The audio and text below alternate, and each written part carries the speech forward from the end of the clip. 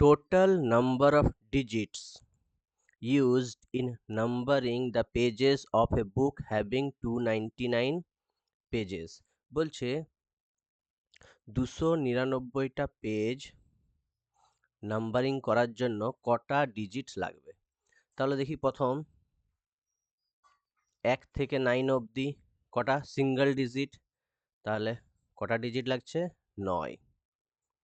তারপরে 10 থেকে 99 double digit 2 ডিজিটের হচ্ছে কটা সংখ্যা আছে 99 থেকে 9 90, মানে 180টা ডিজিটস লাগবে।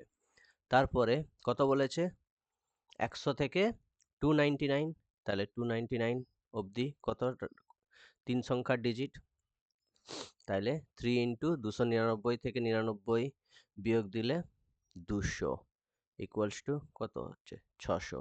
তাহলে টোটাল কত ডিজিটস লাগবে 9 8 7 7 8 9।